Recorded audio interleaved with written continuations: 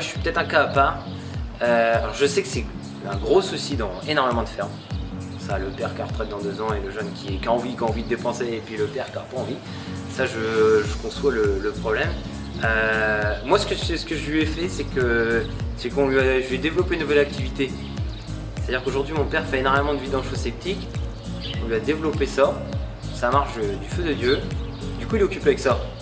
Et le fait de s'occuper avec ça, aujourd'hui j'ai une grande liberté sur la plaine, l'élevage et puis la partie des coupes.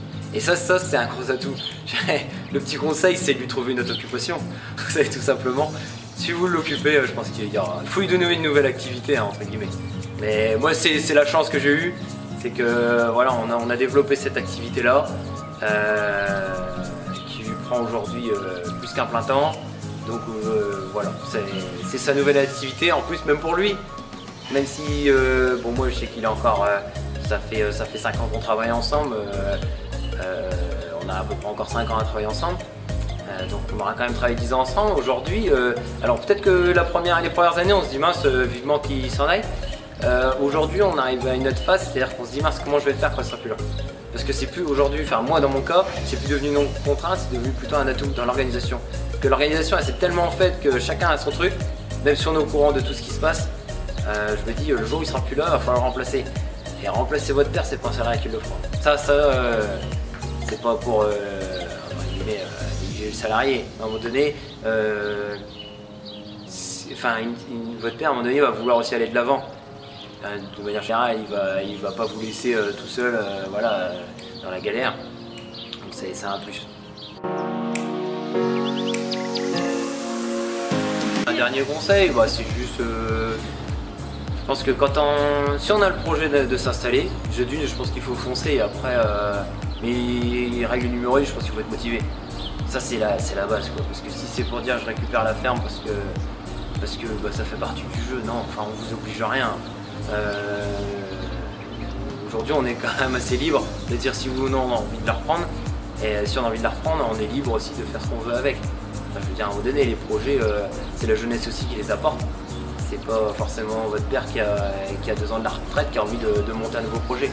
Donc, lui je pense que lui il a envie, c'est vous faire plaisir, c'est-à-dire de vous, entre guillemets, vous transmettre un bien voilà, qu'il a eu pendant 40 ans. Après il faut l'entretenir ce bien, c'est-à-dire que voilà, si votre père vous l'a donné, je pense que ce serait bien que vous puissiez leur donner dans 40 ans à votre génération future, entre guillemets.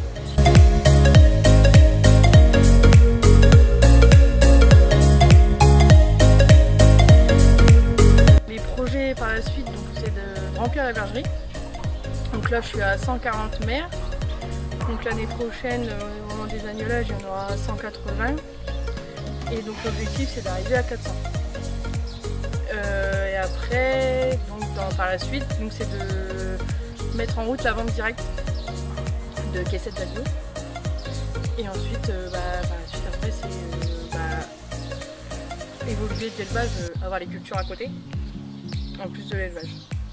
Normalement la vente directe ça devrait commencer l'année prochaine, parce que je travaille déjà avec les bergers du Nord-Est, donc c'est à eux que je vends tous mes agneaux. Et normalement l'agneau part d'ici vivant et je le récupère en caissette. Donc, du coup après les gens auront juste à venir chercher leur caissette d'agneau à la ferme.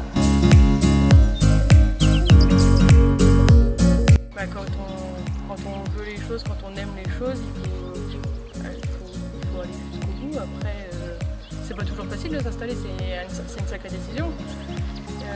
Quand on est salarié, on n'a pas les mêmes inconvénients que quand on est chef d'exploitation.